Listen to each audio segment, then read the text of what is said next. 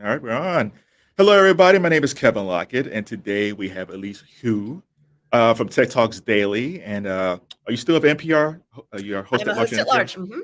And the reason we're talking today is about her book, Flawless. How'd you get that? How'd you get that? This little word called Publishers, and she sent me this I little ditty. I said, "Hey, I'm talking to Elise. Can you send me a book?" And say, "Sure." And it was around in 2 days. So lovely cover, lovely book. Um, Amazing. I am fascinated. Now, I'm a guy. I'm not much into beauty. Maybe I should exfoliate more often. But I am fascinated because the pompous American in me figured that LA and America was the leaders, or were the leaders in plastic surgery. When in Not fact, true. not true. When in fact, it is South Korea. So, That's right. South Korea is the sort of aesthetic upgrade capital of the world. There are more plastic surgeons per capita in South Korea than any other place on the planet. Brazil, which is the runner-up, isn't even close. It has 150% more. South Korea has 150% more plastic surgeons per capita than the next most distant runner-up, Brazil, and America falls way behind in third place. yeah, So this is not only a practice that is for domestic Koreans, it's also something that the South Korean government and private industry really strategically focus on in order to lure tourists and lure visitors into the country to go and get procedures. And it's not just, the traditional cut you open, sort of reshape parts of your face with a scalpel kind of surgeries. We're talking about a lot of the advancements that we're seeing today too, which are non-invasive. They're injectables, they're lasers, it's hair removal, a lot of those sorts of things, and that don't have to go into the bone or cartilage at all. I was fascinated by the amount of Botox that people use over there, Yeah. especially like the Botox in your calf. Like women use Botox on their calves to make their That's calves look. right. That's right. The second most popular place to get Botox besides your face is your traps, so that you can kind of relax that muscle at the base of your neck so that your Yeah. neck looks longer. So it's a neck elongating visual trick. And then the other is the calves, same idea. If you want your legs to look longer, why not relax that muscle, make that muscle kind of atrophy so that the leg looks skinnier from the neck down to the ankle. Right. It's wild. There's a It's lot kind of of fun wild. facts in there. So I've heard of food districts before, and different types of tech, maybe tech districts or something like that. But South Korea has a makeup district. Yes. So explain to me what is, and it's very futuristic looking. So explain to me how that looks. Yes, it's all neon and lights and sound. It's like trick or treat, but for makeup products. So there's shop girls who stand outside. And this was in the mid 10s when I got there, too. So a lot of things have changed now in 2023 because of e-commerce and largely because of the pandemic. People weren't able to be out and about anymore. And so a lot of retail really moved online, probably faster than the natural trends would have adapted. But when I got there in 2014 and then moved there in 2015, Myeongdong, and it's still the makeup mecca. It is still the place where there's clusters and clusters of makeup shops. But Myeongdong is where all the tourists would go and all the domestic Koreans would go in order to get all of their makeup, their cosmetic products, any sort of skincare.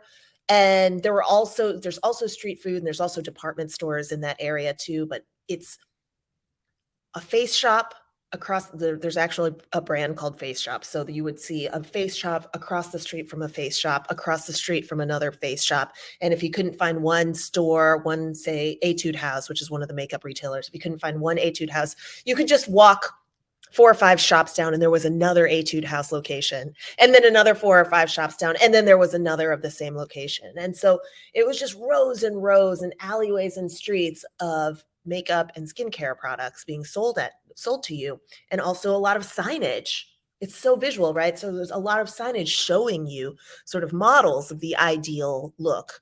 There's a real standardized beauty in Korea, and it's so standardized largely as a result of Korea being 97% Korean. So we are used to, in the West, of course, having a lot of immigration. And so you can't necessarily have the same look because everybody is kind of coming at products with a different look to begin with. But Koreans, by and large, are all Korean ethnically. And so it makes sticking out a lot more, I think, risky. And then it can also be a lot more costly too if you don't quite fit in. And you also had, was it a face scan that you had when you first went there? I remember I did a few different things just to kind of experiment, but I didn't really experiment or think about the role of beauty and the pressure of standardized beauty until I was there for a year and a half. But it became really apparent to me as soon as I got there because I was larger than the average Korean, for one, but also I was pregnant. And so I was as large as I could possibly be. And the first comment that everybody made was about my appearance. And it wasn't just about my appearance. It would have been about your appearance too, right? But for me, it was like, oh, like, when I was walking down the street, I remember there were a lot of shop people who would just sales folks who would be standing out along the storefronts and just say, oh, big size, large size, large size. We sell for large sizes. Right. And it was like, oh, thank you for pointing out my difference. I appreciate that. Well, how tall are you? I'm 5'9". And the average size of a South Korean woman is? Well, the ideal weight for a Korean woman is about 50 kilograms, which is like 110, 115 pounds, I think. I can't remember the calculation exactly. But they are typically, I know that the K-pop stars, they have very rigid standards, and ideally you want to be between 5'3" and 5'5" for your height, and then your weight around 50 kilograms. And these are all norms that are quite out in the open. They're sort of announced that this is the way that you're supposed to look. Right. So I'm a pop culture guy. Mm-hmm. So I jumped to, okay, let's see about K-pop. Let's see what she said about K-pop. Mm-hmm. And it seems to me, because you got there around 2014, correct? That's right. Okay. And when I was checking out the charts, it seemed like BTS, their second album, charted in 2015. So is there a correlation between the rise of KBeauty and the rise of K-pop? They go hand in hand. Yeah. So as I write about, the government after 1997, there was this major banking crisis called the IMF crisis. The International Monetary Fund had to bail out South Korea to the tune of something like $55 billion, though you can correct me if I'm wrong. And in order to prop up its economy and its GDP after that, South Korea very deliberately turned to what they call a soft power strategy. There was a fact that showed that just one major blockbuster, if a country put out a major blockbuster on the scale of the Jurassic Park, that could lead to so many other sort of subsequent boost to the GDP as an entire industry, right? And so instead of just manufacturing cars, just manufacturing electronics, or South Korea continues to be a giant in shipping, they decided very deliberately to turn to the production of culture. So the production of film, music, gaming. And South Korea's film and K-drama industry really came out of that time, the late 90s and the early aughts.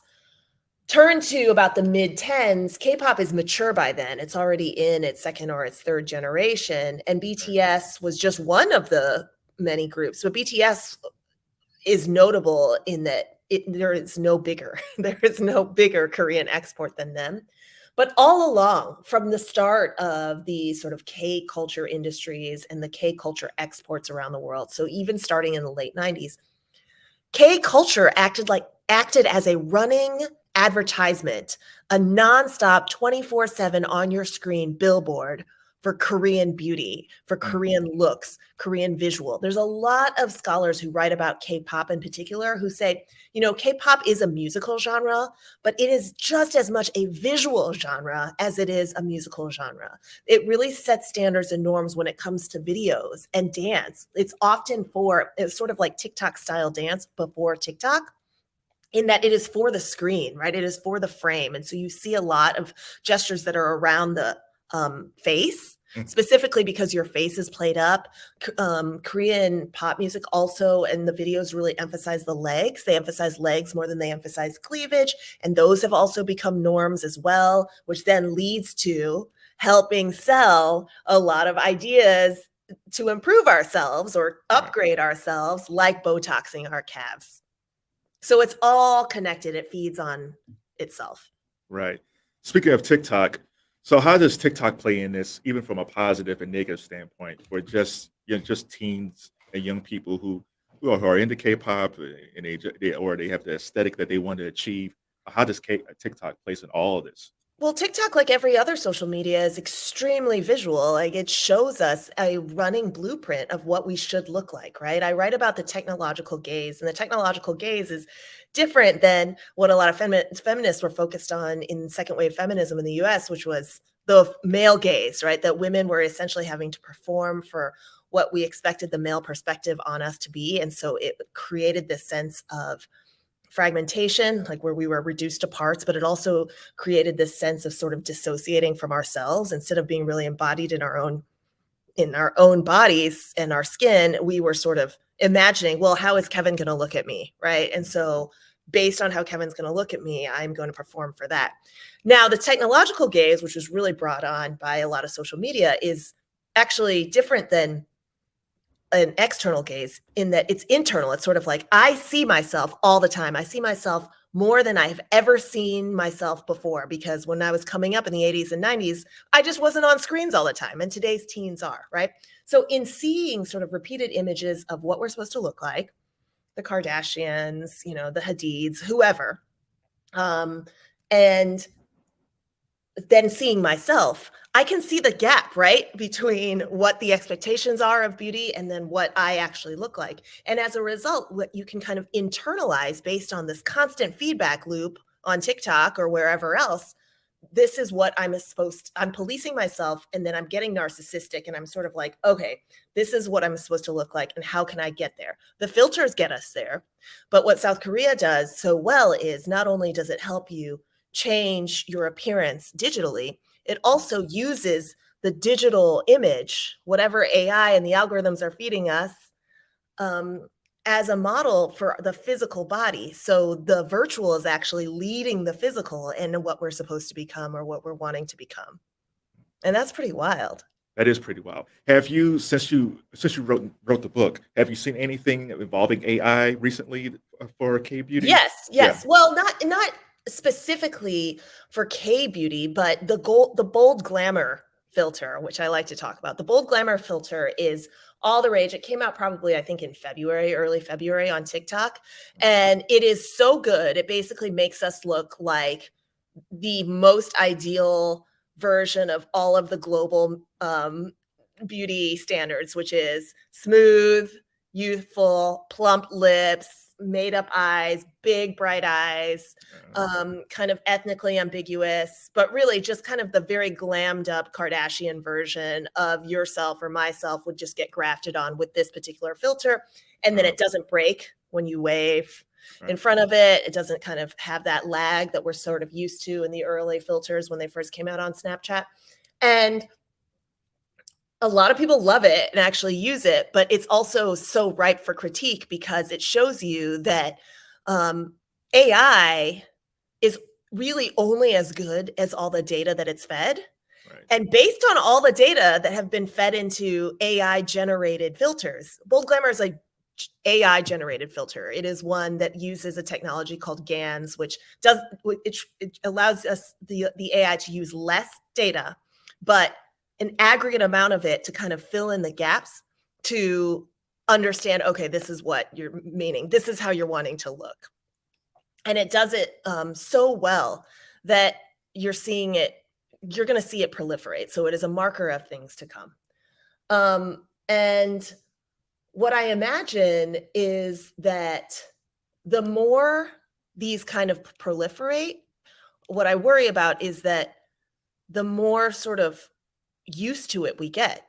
And then we sort of expect and raise the standard of what we're supposed to present ourselves and how we're supposed to perform ourselves to a cyborgian, cyber-led standard, which the human body is never going to be able to reach. But the narrower the idea of beauty becomes, then the wider the pool of ugly becomes, or unattractive, or not meeting the standard. And that continues to create anxiety for those who can't change themselves to fit whatever the standard is. It's not good societally, but also it creates a lot of anxiety for the people who do fit because they're constantly kind of on this treadmill of having to look good or stay looking good and maintain their youth or smoothness or firmness or thinness. And nobody wants to, I just don't think that's a great end for us, because I don't think the cure for fat phobia is for everybody to be skinny. Just as I don't think the cure for homophobia is for everybody to be straight, right? I think the cure for lookism, which is appearance-based discrimination, should be that it should not be that everybody should be pretty, which is kind of the direction that we're going, because it's like, oh yeah, you can just fix that.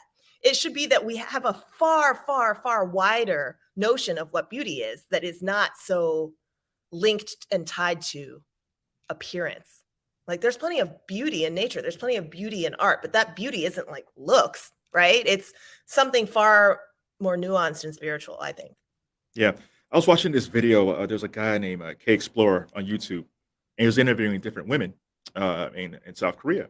And there was a young lady from Laos. And she said, in Laos, we do more natural beauty. And she said, since I've been here, I was inspired by how beautiful the women looked and the men looked, and everybody was dressed and everybody looked beautiful. And it forced me to start wearing makeup. And it makes me feel good. But she said at the same time, it also feels like there's a lot of pressure just to keep that aesthetic going. And how is there like a mental health thing going on there where you have to constantly be this beautiful person, this put together person? Yeah. Absolutely. The rates of eating disorders are way, way undercounted. But the rates of underweight women, we know that underweight women in Korea from the ages of 15 to 39 have climbed something like 60% in the last 20 years or so. And it's the only demographic group among the developed nations of the world that is getting skinnier and not more healthy or not bigger. The anxiety of just trying to maintain any kind of look. I was having a conversation with somebody who's kind of a body shame researcher, and she talked about how if you are working to meet some sort of aesthetic standard on both ends of it, whether you are, let's say the aesthetic standard is thinness. So the person who is heavy or overweight and the person who is underweight, what they share in common is they are both on a diet. Like, they are both equally tortured by trying to keep or get to or maintain this standard. And so what if we could live in a world in which we could take that labor off the table, that we renegotiated how much work we have to do on our bodies? Maybe we think of our bodies as not as projects that would have to be worked on forever. Maybe we could just occupy them and exist in the way that a golden retriever can exist without being considered like more worthy or less worthy based on how it looked on the outside. Right.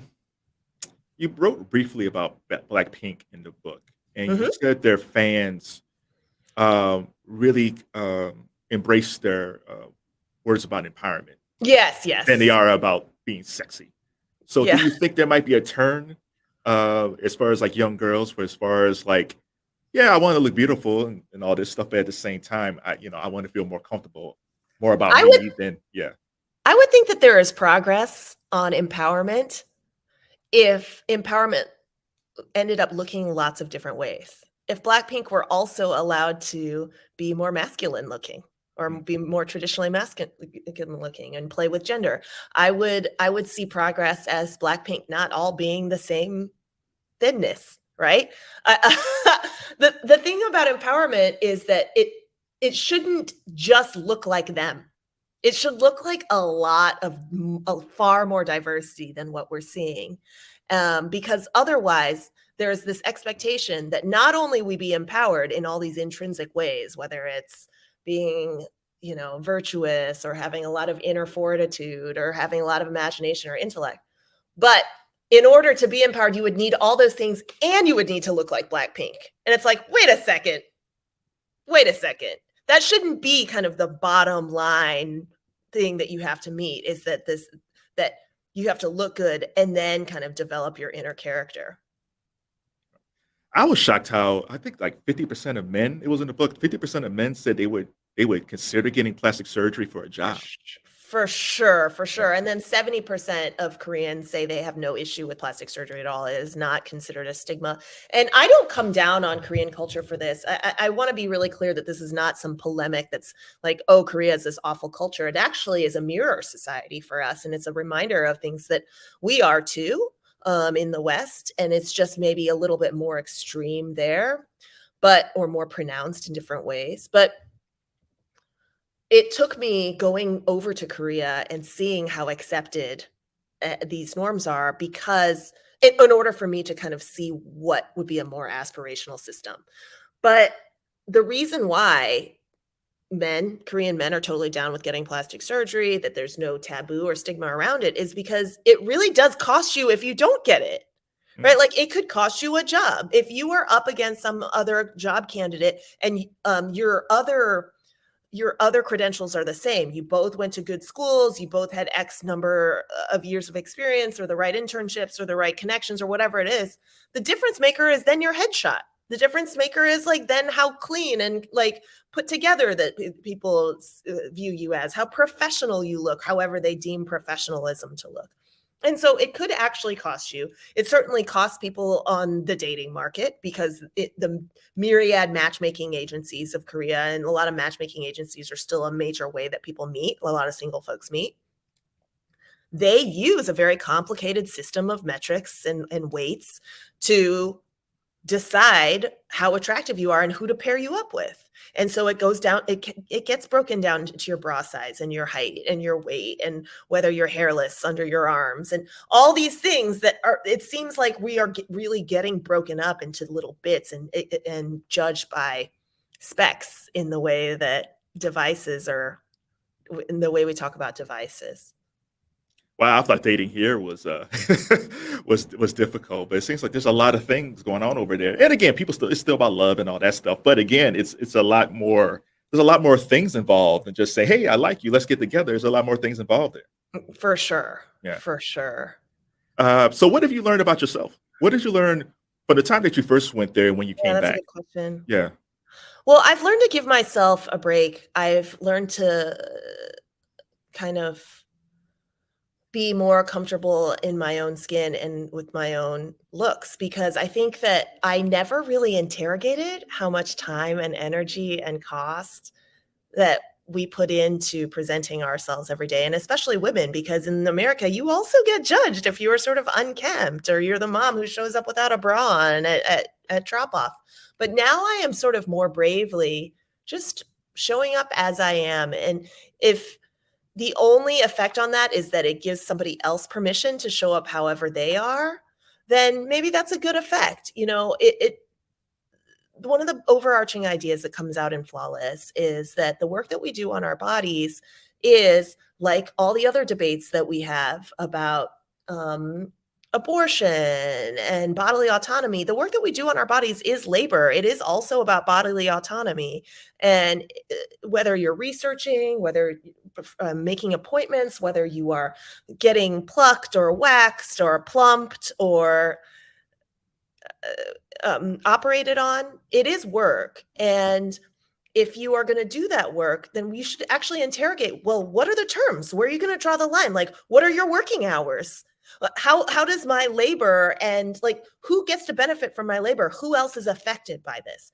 And the way I was changed was now I think about these things, I interrogate them more deeply. And then I'm also trying to lead by example, both explicitly and kind of implicitly for my daughters. And I'm trying to just not be numb or blind to all the ways that marketing works on them and works on me to say, hey, you should fix that. Like, try this cream for your wrinkles, which is often what I get now that I'm 40. And I'm sort of believing, and in my own life, oh, sorry, there goes my oven. Oh, okay. But in my own life, I am believing in what I've written, right? I'm trying to talk about it more, and I'll talk to anyone about it. So if any of you are seeing this interview and they're thinking, oh, I want to talk with you about it on my podcast too, I'm totally down, because I am trying to break the link between appearance and worth. I do not think that looking good equals being good. And a really huge fallacy that we're all walking into these days is the notion that if somebody presents well, then suddenly they are morally good. And that's just not true. What the beauty culture sort of is one that values appearance over everything else and ties appearance to qualities that cannot be seen. And if there's one thing I'm about, it's breaking that link. Sounds good. Yeah, I hear your food in the background. I want to. I know. I should go. I should go do that. So is this live? We are talking live. I'm just recording right now. Oh, you're recording. Okay, so then I can pause it. Okay. Yeah. Sorry to make you. Don't worry about it. You can cut it. You can cut it together. I hope. I can cut. Yeah. Go ahead. Sorry. Get your food. I've just got to stop the oven so a fire doesn't start. Okay. Yeah.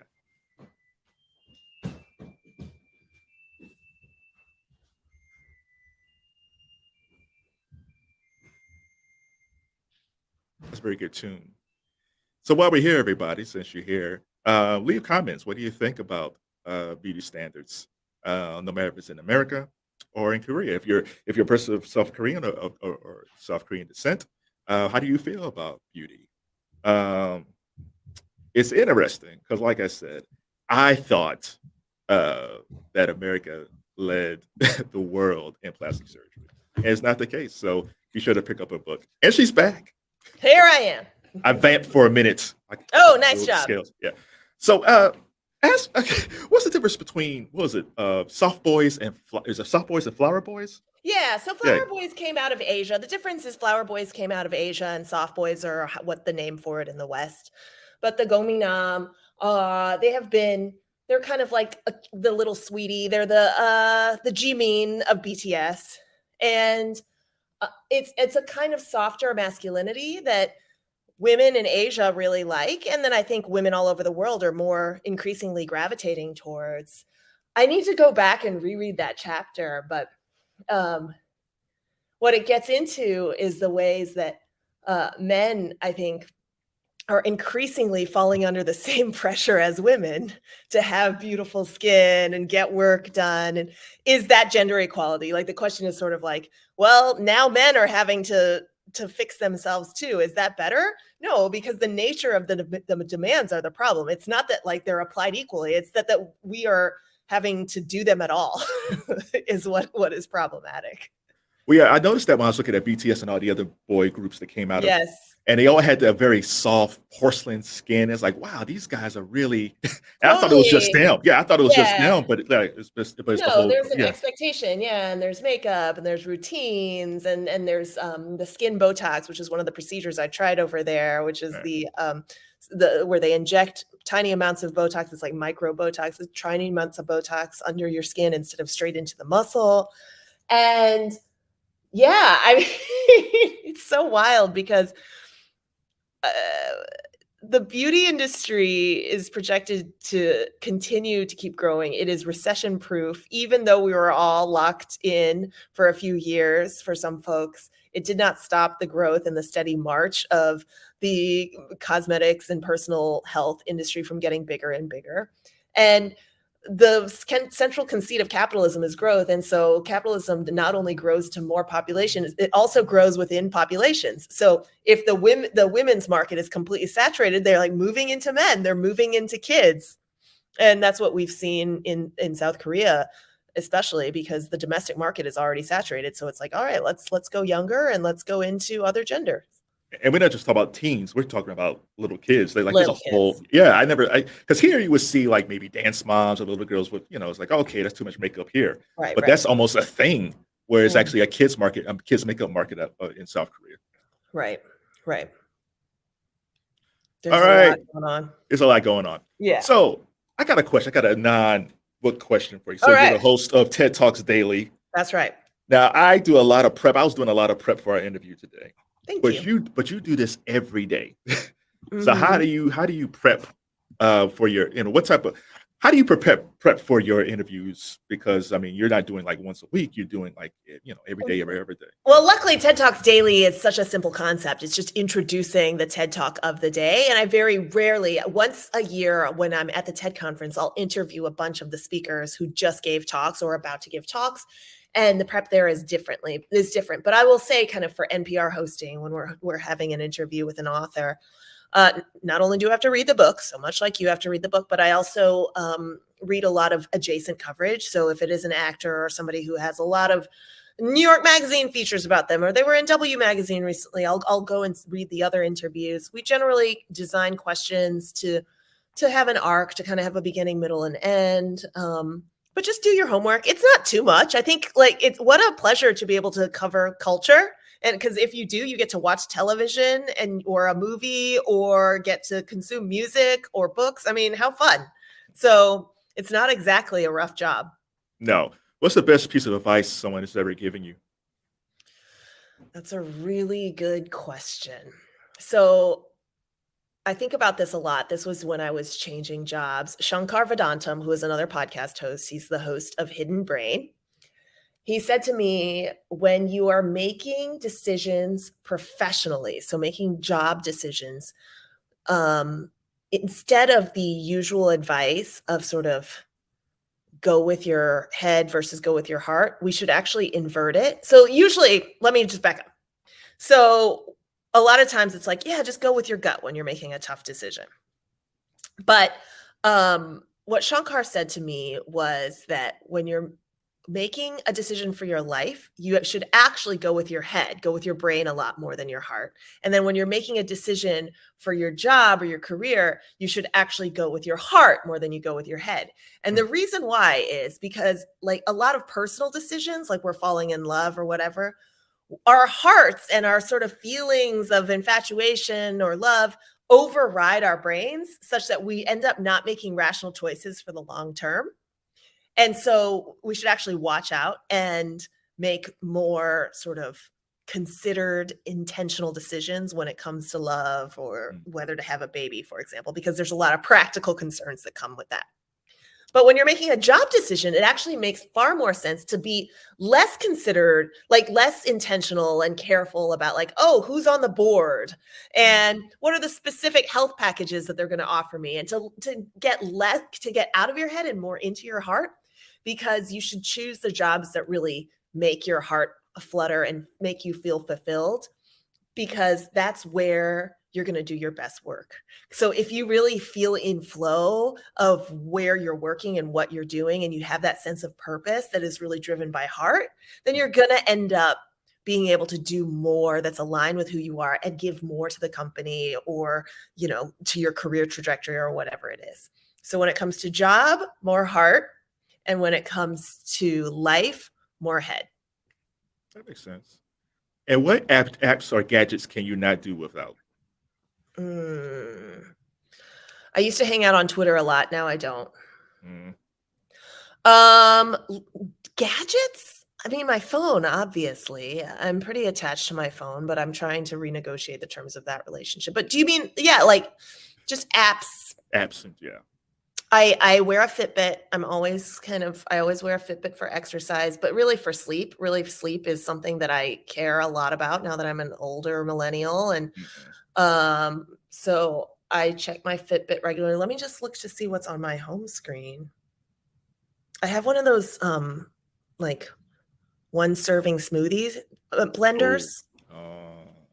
What type of smoothie did you make? Today it's strawberry, apple, banana. Strawberry, apple, banana, and then I add a little Greek yogurt and some milk, maybe a little honey. Yeah, I'm really good. I'm really good at smoothies. They're a little sweet. What type of blender do you have? Because every time I buy a blender, my smoothies just don't turn out well. Oh, really? It's just one. I think I got it from Amazon, and it's like $18. It's a Hamilton Beach one. I have one. I guess I had a faulty one. Let's just think. Let's just say it's okay. Let's just say that.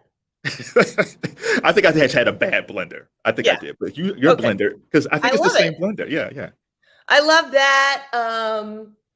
I have a new Lark water bottle that I just got, LARQ. It's so funny. My book is like about anti-consumerism, but I'm like, well, let me talk about these things that I have. But Lark is this water bottle brand. It has a really great steel 25-ounce water bottle. It's supposed to be self-cleaning. I don't know if it's self-cleaning. I don't know if that's just some marketing jargon, but I love that. What about you, Kevin? What are the apps that you live without? You can't live without. I'm still on Twitter. Oh, you are? Okay. See, I am that guy. Well, there's a lot of stuff going on in Akron. Okay. And so I'm staying on top of that. I'm getting more back into YouTube. I was on YouTube before, but I'm really like YouTube Shorts. So I'm like really into YouTube Shorts. Okay. The app that I can't do without is Shazam. Oh, love. Yes. I love my Shazam app. I can't go anywhere, commercials, stores, anything where I hear a song, I don't know what it is because, I was a DJ in a former life. Okay. I got to know what it is. And some of the best songs I've heard in recent years has come from commercials. Yes. So yeah, I cannot live without that. You can have my Twitter. Well, that's what I love about TikTok. Because with TikTok and with Instagram Reels, you can actually see the source music. And so that's actually how I'm discovering so much music these days too. It's just like the quick TikTok. I'm like, oh, cool. That's great. I'm sorry, go ahead. There's this iconic K-pop song called Candy by H.O.T. And it came out, it's the first wave of K-pop. It was the first K-pop boy band, H.O.T., which was put together by Soo-man, who I write about in the book. This song has been like a karaoke anthem for decades. And then a new group called NCT Dream just covered it. And the cover has been all over TikTok. And I'm like, wait, why is Candy on TikTok? And it turns out it's the new version. So who's Soo-man? Tell me about him.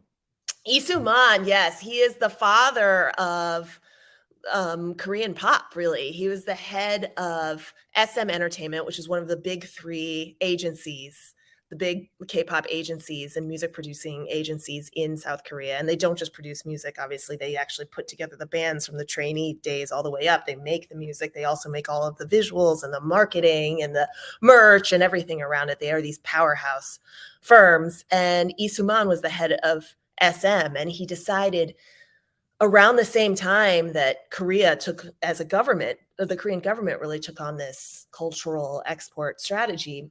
He realized that the real opportunity for Korea was to export what he called cultural technology, which was dance groups and triangle formations and a certain style visually and a certain kind of way that Korean cultural exports would look, and a certain level and caliber of the dancing and the caliber of the film. And so to this day, when you see sort of Korean pop culture, it's sort of like, wow, that is excellent. That is on a level and a magnitude that is so much higher than any other country in the world. I mean, I remember after BTS came out and you saw them dance and you went back and watched like NSYNC.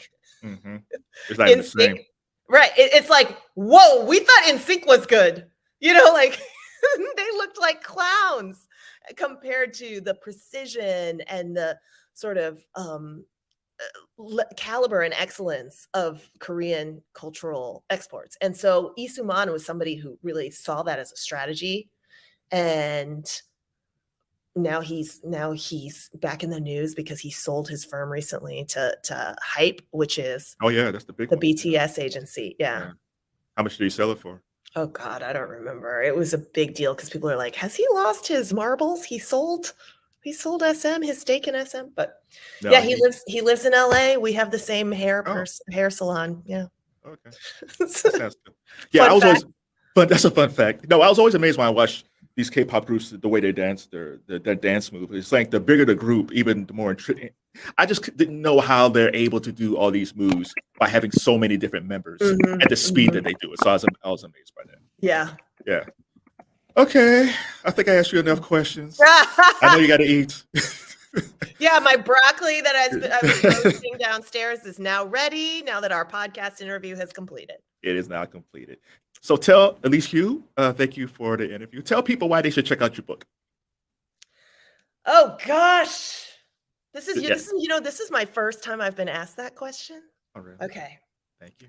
Yes, thank you. What is the best way to say it?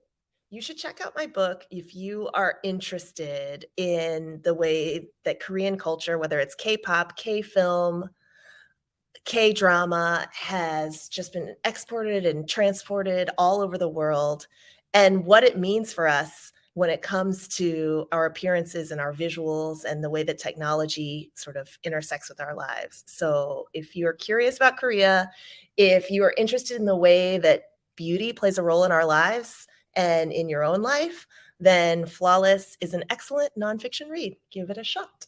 That's a very good way to end our conversation. But I have one more question. Oh, okay. Squid Game. Does Squid Game fall under K-drama, or is that a totally different thing? K-drama. I mean, it is a, yeah, it's a K-drama. I mean, it's not a soap. Yes. Right. So K-dramas are basically soap operas. Right? Yeah. K-drama is thought of like as a telenovela, but so we could just call it, Korean television, right? It's a streaming show. Okay. And are there any? So if I was interested in seeing a K-drama, which one should I check out? It might be on Netflix or something. This one's so cheesy because, oh my God, it's so funny. So the big one when I was living there is called Descendants of the Sun.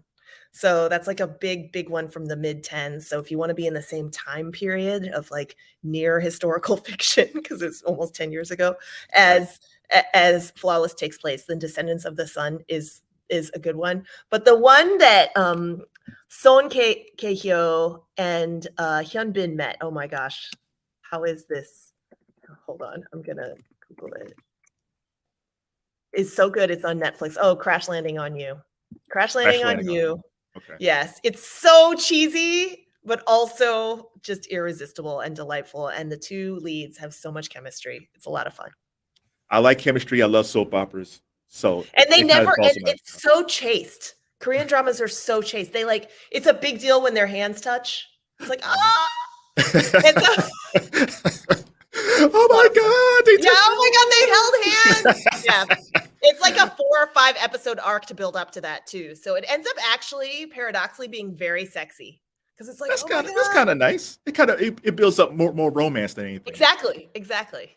Okay, no more questions. Anyway, enjoy. Okay. Thank you. Thanks. But Kevin. thank you, Elise. I appreciate you. Appreciate you.